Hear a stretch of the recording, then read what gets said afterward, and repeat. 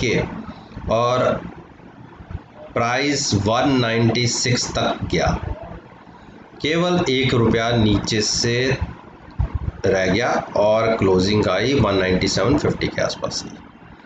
अब हमें मंडे के लिए क्या इंडिकेशन मिलता है? चलिए तो सबसे पहले मैं आपको RSI का एक फॉर्मेट दिखा देता हूँ। देखिए RSI ओवरसोल्ड पोजीशन में पहुंच चुका है, 30 तक हम मानते हैं कि ओवरसोल्ड हो जाता है। अब रिवर्सल इसमें से यहाँ से कब देखने को मिलता है वो देखने वाली बात है। अब यहाँ से शॉर्ट की गुंजाइश ज़्यादा बची नहीं है, लेकिन अकॉर्डिंग टू MACD अगर देखें तो अभी कहीं दूर दूर तक रिवर्सल के साइन नहीं है। रिवर्सल नहीं है, मैं बाइंग की भी रिकमेंडेशन नहीं दूंगा, लेकिन शॉर्ट की पॉसिबिलिटीज़ अब ज़्यादा दूर नहीं है। रीज़न है फिर भी किसी ने कॉन्शियस होकर कोई ट्रेडिंग व्यू लेना है तो मंडे के लिए आप जहां क्लोजिंग आई है 197.50 की, उसके अगर 1 रुपया नीचे ओपन होता है 196 के आसपास भी मान लीजिए, अगर वहां भी ओपन होता है तो आप 50 पैसे या 1 रुपये का स्टॉप लॉस लगा के 195 के टारगेट के लिए, यानी 1 रुपये के टारगेट के लिए आप ट्रेड ले सकते हैं। लेकिन एक बड़ी डिक्लाइन उस केस में देखी जा सकती है कि अगर हमने 195 ब्रेक कर दिया, उस केस में आप फर्दर 190 तक के भी टारगेट्स नीचे की तरफ देख सकते हैं। लेकिन RSI जो हमें इंडिकेशन कर रहा है ओवरसोल्ड पोजीशन में ऑलरेडी हम हैं। अब यहाँ से और सेलर्स का पार्टिसिपेशन थोड़ा सा मुश्किल लगता है, तो वेट एंड वॉच करने वाली बात है। 195 को ब्रेक करते ही आप शॉर्ट कर सकते हैं 25-50 पैसे का स्टॉप लॉस लगा के 50 पैसे के आसपास का 190 के टारगेट्स के लिए। लेकिन हम बाइंग साइड में कब सोचना शुरू करेंगे? जब प्राइस 204 के ऊपर ट्रेड करना शुरू करेगा, उस केस में हम सोचना शुरू करेंगे, लेंगे नहीं। लेने का प्राइस बनता है 210 के ऊपर। जब प्राइस 210 के ऊपर ट्रेड होना शुरू हो, उस केस में आप 4 रुपए के आसपास का स्टॉप लॉस लगा के तब आप बाइंग में बैठ सकते हैं। अदरवाइज इसमें कोई अभी अपसाइड की भी मूव देखने को नहीं मिलेगी। अब बात कर लेते हैं ITC में मैंने जैसे आपसे कहा था कि 187 का टारगेट, मेरी पिछली वीडियो में आप देखिए कि 187 का टारगेट अचीव हो सकता है।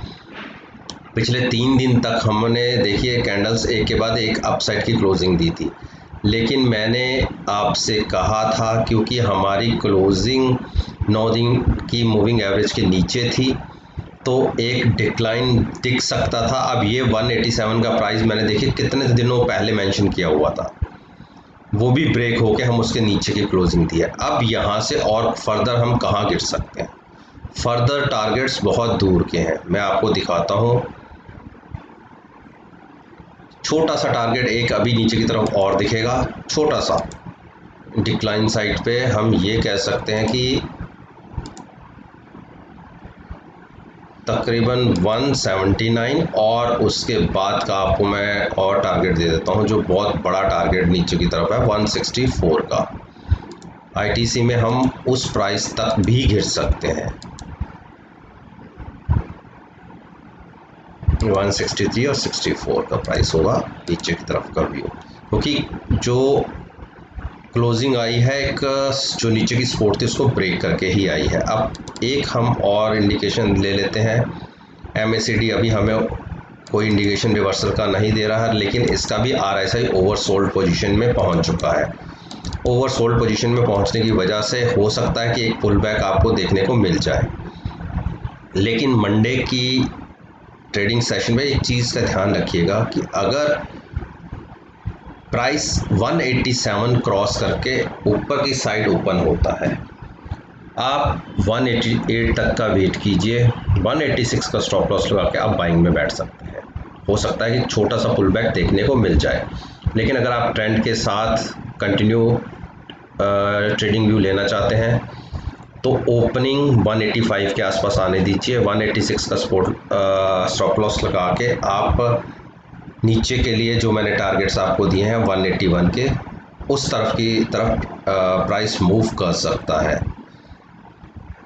पहले 181 का टारगेट, फिर 179, और अगर ये दो सपोर्ट भी ब्रेक होती हैं तो 164 के टारगेट्स भी आपको नीचे की तरफ देखने को मिल सकते हैं। बाइंग साइड के लिए, ट्रेड के लिए मैंने आपको बता ही दिया है कि ओपनिंग अगर 186 के आसपास आती है, उस केस में आप ₹1 का स्टॉप लॉस लगा के बाइंग में बैठ सकते हैं।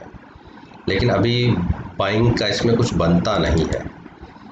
हिंडाल्को ने एक अच्छी क्रूशियल सपोर्ट को ब्रेक करके नीचे ही क्लोजिंग दी है 189 के आसपास की। प्राइस अगर 188 नीचे ब्रेक कर देगा तो एक बेरिश टेरिटरी में एंटर कर जाएगा। उस केस में 175 के टारगेट्स भी आपको देखने को मिल जाएंगे। स्ट्रेंथ अभी दूर दूर तक नहीं है, स्ट्रेंथ इसमें दिखेगी 197 क्रॉस करने के बाद, तब हम इसमें बाइंग व्यू लेंगे। डॉक्टर रेड्डी फार्मा सेक्टर का अच्छा दिग्गज शेयर है और अपनी दो सपोर्ट के बीच में ही ट्रेड ले रहा है। नीचे के टारगेट तो मैंने जैसे आपके साथ बोले थे वो देखने को मिल ही चुके हैं 4290 के। लेकिन अगर किसी कारणवश इसने 4290 ब्रेक कर दिया और उसके नीचे ट्रेड लेना शुरू किया तो आप देखिए 4130 के भी टारगेट्स आपको इसमें देखने को मिल सकते हैं, यानी यहाँ से 200 पॉइंट की करेक्शन नीचे की तरफ देखने को मिल सकती है। बाइंग अपॉर्चुनिटी हम कहाँ तलाशना शुरू करेंगे? जब हम 4400 के ऊपर ट्रेड करना शुरू करेंगे तब हम इसमें बाइंग की सोचेंगे। यहाँ पे अभी बाइंग नहीं बनती। हाँ, कोई अपना लॉन्ग टर्म का होराइजन लेके चलना चाहता है तो नेचुरली बात है वो तो बाई कर सकता है, अदरवाइज जिसने कोई ट्रेडिंग व्यू लिया है वो बाइंग ना करे तो ही ज़्यादा अच्छा है। सिप्ला ने एक जो मैंने देखी नीचे ये ट्रेंड एंड मार्क की हुई है, अभी तक इसने नीचे की तरफ इसको ब्रेक नहीं किया। हाँ, इसके आसपास आके प्राइस 2-3 बार लौटा ज़रूर है, लेकिन जो इसने नीचे का 713 के आसपास का प्राइस है उसको अभी तक ब्रेक नहीं किया है। इस प्राइस पर नज़र रखने की ज़रूरत है। नीचे की तरफ अगर ये प्राइस ब्रेक हो जाता है 713 तो आप शॉर्ट में बैठ सकते हैं 675 के टारगेट के लिए। लेकिन अभी बाइंग भी इसमें नहीं बनती, बाइंग बनती है 750 क्रॉस करके। अगर उसके ऊपर ट्रेड लेना शुरू करता है तब 760 के टारगेट के लिए आप बाइंग कर सकते हैं। प्रेजेंट लेवल पे बाइंग करना नहीं बनता। अब हम बात करते हैं भारती इंफ्राटेल। देखिए एक कितनी बड़ी 3 कैंडल्स जनरेट हुई हैं, एक के बाद एक 3 बड़ी कैंडल्स जनरेट हुई है। लेकिन अगर आप फ्राइडे की कैंडल की क्लोजिंग देखेंगे तो आप थर्सडे की अपेक्षा नीचे क्लोज हुआ। हाँ, कैंडल्स ग्रीन जरूर रही लेकिन क्लोजिंग थर्सडे की अपेक्षा नीचे की तरफ आई है। अब यहाँ देखिए मैंने एक चीज़ आपको, एक बार जब मैंने 187 के टारगेट्स दिए तो वो भी कितने बड़े लेवल से ब्रेक हुए थे, 180 तक का प्राइस भी नीचे की तरफ गिरा था और नीचे वाले टारगेट तक भी छूते रह गया था। और मेरे 234 के टारगेट से भी देखिए प्राइस केवल ₹4 नीचे से वापस आया। यानी जो दोनों तरफ के मैंने टारगेट्स दिए थे, देखिए दोनों ऑलमोस्ट 95% अचीव हुए। अब मंडे के लिए क्या पॉसिबिलिटीज़ बनती है? मंडे में अगर 219 के ऊपर प्राइस ओपन होता है, यहाँ से 4 से 5 रुपये अगर ऊपर ओपन होता है तो आप 215 का स्टॉप लॉस लगा के बाइंग में बैठिए। टारगेट फिर से आपको जो मेरे ऊपर है 234 के, उसके लिए एक प्राइस मूवमेंट अपसाइड की दिख सकती है। शॉर्ट के लिए आपने कोई व्यू जनरेट करना है तो जब तक प्राइस 204 को ब्रेक करके नीचे ट्रेड करना शुरू नहीं करता तब तक शॉर्ट में मत बैठिएगा। उस केस में जब अगर प्राइस 201 के आसपास ब्रेक हो जाए, 204 का स्टॉप लॉस लगा के, 204 का स्टॉप लॉस लगा के आप शॉर्ट कर सकते हैं। टारगेट फिर से 188 और डीप टारगेट 174 के आपको देखने को मिल सकते हैं। भारती एयरटेल, देखिए 2 कैंडल्स कैसे जनरेट हुई। एक कैंडल जो थर्सडे के दिन में थी, देखिए 555 से इसने सपोर्ट ब्रेक करी नीचे और फ्राइडे के सेशन में जहां से ये चला था 2 दिन पहले, फिर उसी टेरिटरी में आ गया, यानी इसने 523 का एक लो दिखा दिया। तो क्या इस स्टॉक में स्ट्रेंथ बची है? आप ये देखिए, एक ट्रेंड रिवर्सल इसको देखने को यहाँ मिले था, लेकिन 2 दिन में ही इसने सारी तेज़ी अपनी खो दी। लेकिन मैं आपसे ये कहूँगा, अभी ये शॉर्ट करना नहीं बनता। ट्रेंड अभी इसका रिवर्सल हो चुका है।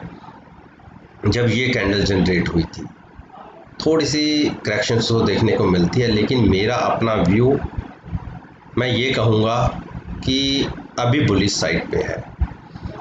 तो मैं इसके अंदर अगर 530 क्रॉस करके प्राइस ऊपर की तरफ ट्रेड करना शुरू करता है तो मैं नज़र रखूँगा 535 की।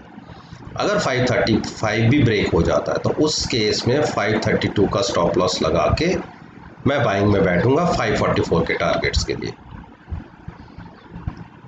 प्राइस नो डाउट अपनी मूविंग एवरेज से नीचे क्रॉस होके क्लोज हुआ है, लेकिन शॉर्ट हम कब लेंगे?